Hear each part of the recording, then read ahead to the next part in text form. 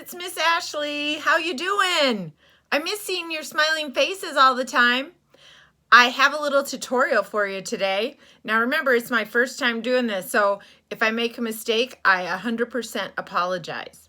So this tutorial is on money, just because I know it's in your packet and you might need a review on it of how we've kind of learned how to do some money and how to do some counting.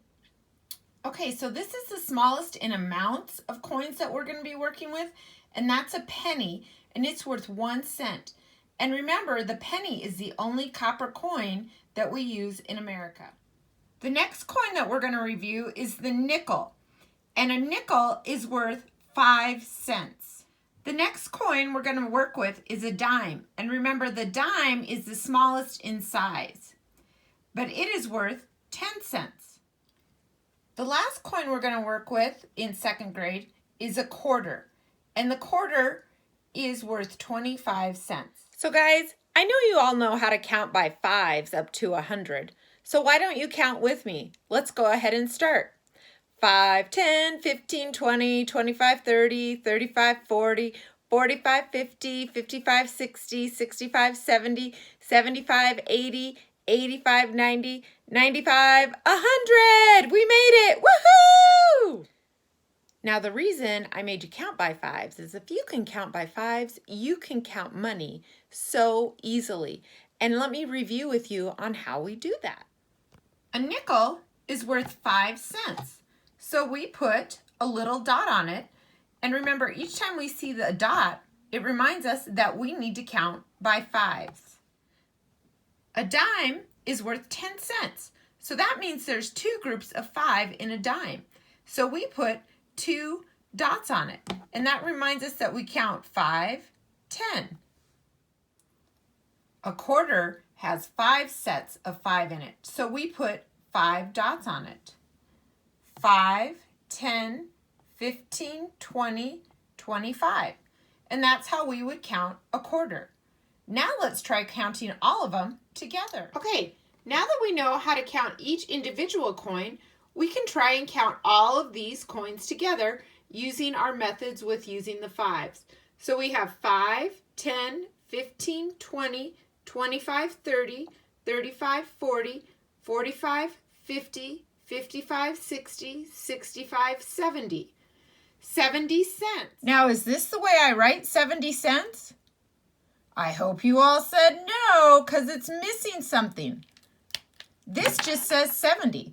I don't know if you're talking 70 Beyblades, 70 LOL dolls, or 70 pigs. So you need to make sure you put the cent sign behind it. Now let's say I don't need the dot method, but I have to show my work. So what you could do is you could do number strings. So remember, we know 2 quarters is worth 50 cents.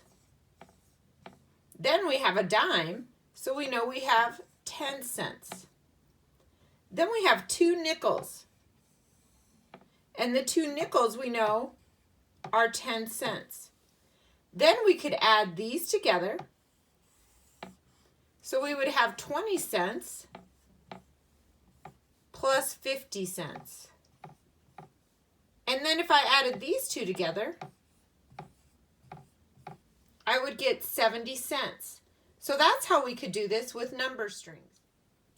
Okay, now here's one for you to try.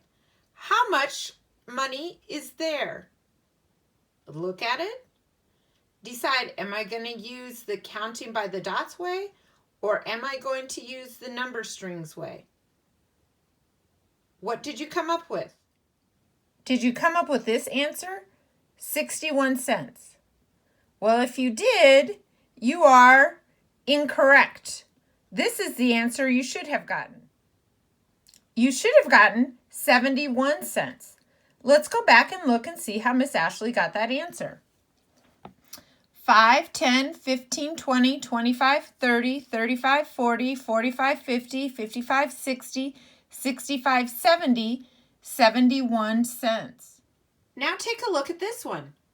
How much did you get when you did these coins together? Look at them carefully. Are you going to use number strings or are you going to use the dots? So how many of you on that one got 47 cents? If you did, you're right. Woohoo! Yeah, way to go, guys. Okay, guys, so this is how I solved this using number strings. So I knew 5 plus 5 was 10. I knew 25 plus 10 was 35. And I knew 1 plus 1 was 2.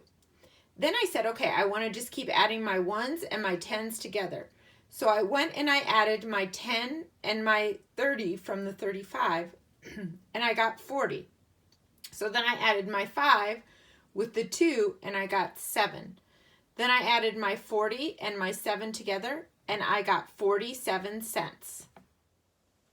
So some of you still might need some extra practice before you start your worksheet on this, and that's okay.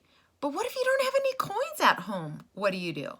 Well, let me show you another way that you can use things to count money even if you don't have coins.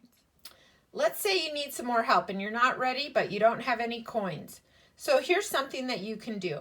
Your parents can use P for penny, N for nickel, D for dime, and Q for quarter. And they can just write those letters down and have you try and figure out how much money you have. Let me show you an example. So maybe they want to give you a problem like this. I know I have a quarter, a dime, a nickel, a dime, and a penny. Then I would just use those same strategies. Either use the dot method or the number strings method so you can figure it out. I hope this method helped you a little bit with the money, and we'll talk to you next time when I do my next session. Bye, guys.